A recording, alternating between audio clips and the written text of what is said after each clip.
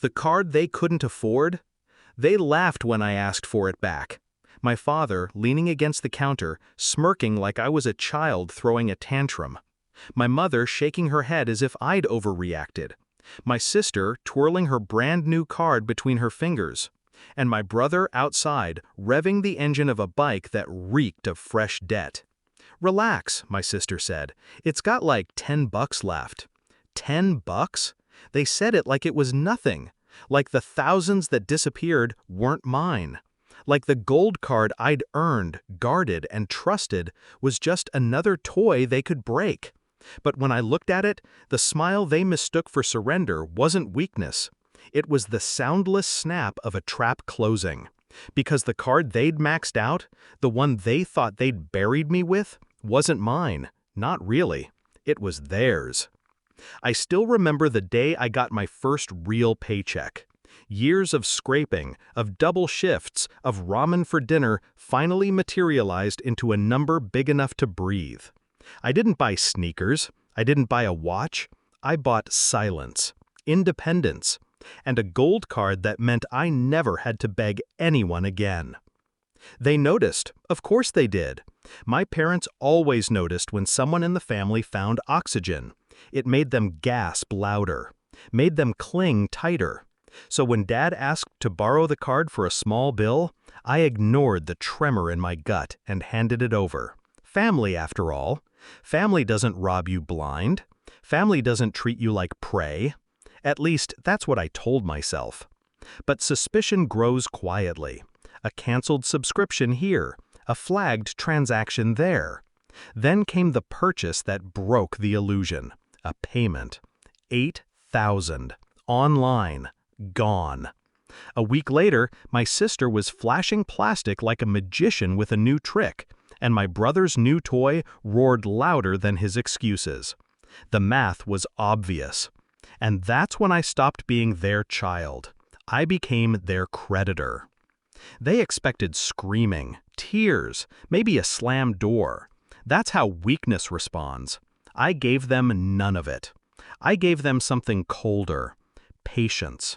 I froze the real card, the one linked to my name. Then, quietly, I switched it. The one they'd been borrowing was an auxiliary card I'd opened months prior, under their names. Every charge, every indulgence, every stupid swipe? Not mine. Theirs.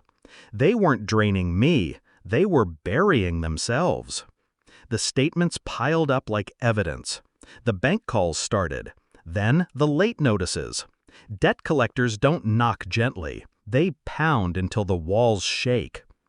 My parents didn't understand it first. They thought the world was punishing me. They thought I was sinking. And I let them think it. I let them whisper about how reckless I must have been. I let them sneer when I skipped family dinners, when I stopped answering calls. I let them build a picture of me as the fool so the punchline would land heavier. It came 3 months later, on a quiet Sunday. I walked into their kitchen. The same counter, the same mocking eyes. Only this time, there was a letter on the table. Thick, official. They didn't hide it. They didn't even understand it. So I explained, slowly.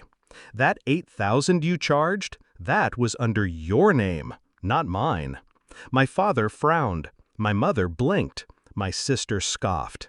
My brother laughed until I slid the rest of the statements across the table.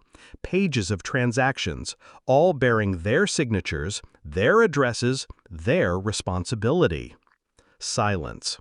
"Relax," I whispered back to my sister, the same venom she'd once spit at me.